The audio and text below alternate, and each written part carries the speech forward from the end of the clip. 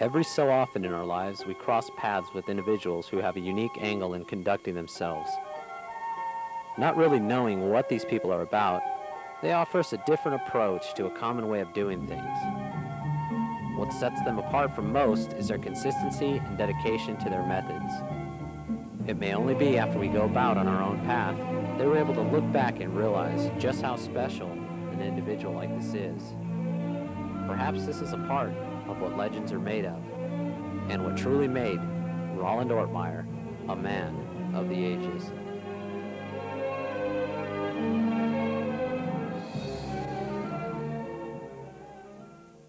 He was born Roland Louis Ortmayer on August 22nd of 1917 in College Park, Maryland. Although he grew up in Montana, by the time he finished high school, he was already forming some of his unique coaching philosophies that were to be a foundation for the rest of his life. From my high school coach, I picked up the fact that it's good to be interested in your players. Know them, know their families, and just become acquainted with your players. The way he treated everybody pretty much equally and really cared about everybody, gave a feeling to everybody that he cared about them. And they felt, all of them felt like they were special to Ort. 5 months after graduating from Northwestern University, Ort met the woman with whom he would spend over 4 decades, Cornelia Bergen. I was visiting my quarterback one Sunday afternoon. Somebody opened up the front door and called out, "Billy, Billy, can I use your phone? I'm expecting a telephone call and ours seems to be out of order." And the quarterback's mother said, "Come in the kitchen and meet the new coach. The new coach is out in the kitchen, so come out." So she said, "Hi, Coach." Soon after, the two were married on August 22nd, 1943 in Glendive, Montana. Within 5 years, Roland and Corny moved to La Verne. We came here with the understanding that I would be the football coach and the baseball coach and assist in basketball as well. Ort's legend was starting to take root. Within the first year, Corny gives birth to their first of 3 children, a son, David. Things were going quite smoothly for the Ortmayers as they were enjoying their new lives, roles, and surroundings until that one fateful day in 1954. It was the Saturday of the start of Easter vacation. I got up about 5 o'clock and came over to work on the baseball diamond and assumed that David would come over and be with me. He left Woody Hall and he met some friends, and they ended up going down to Pudding Stone, and he drowned there. David was 6 years old when he drowned.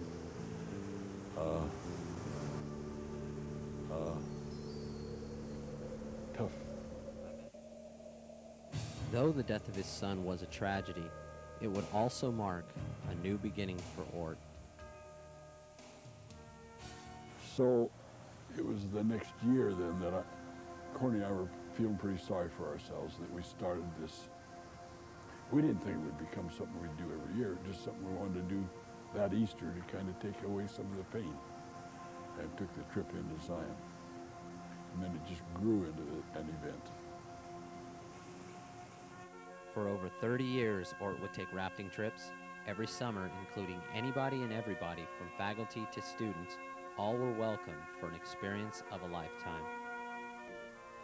Ort was a football coach, and he seemed to be untouchable, but I soon learned that his first love seemed not to be in football, but instead with people. And he was able to take me, a person who had no business being on a football team, and he showed me another way to have fun and another way to be involved in sports for the rest of my life. And so I discovered kayaking, and I discovered rafting. And so I spent my summers, I spent 15 summers with Roland Ortmayer. Hence, the La Verne pastime was born.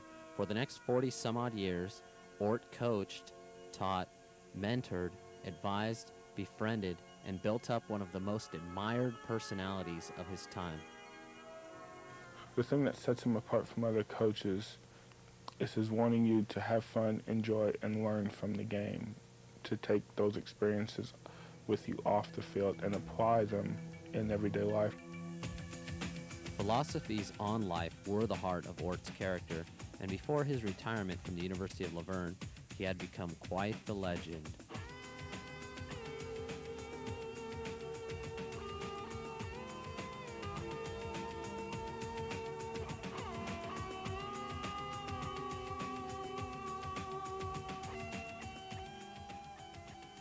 "1991 brings a stadium dedication.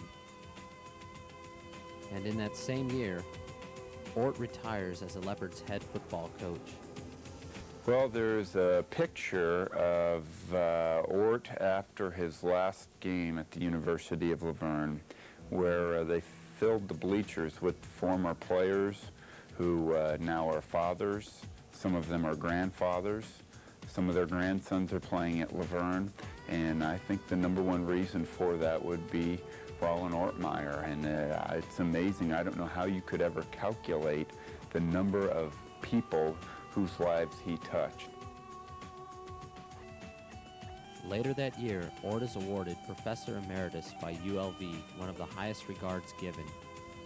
In 1993, Ort and Corny celebrate their 50th wedding anniversary. In 1994, Ort is inducted to ULV's Sports Hall of Fame, where the last line of his plaque reads, "The more ways I can touch people, and the more people who can touch me, the greater life is."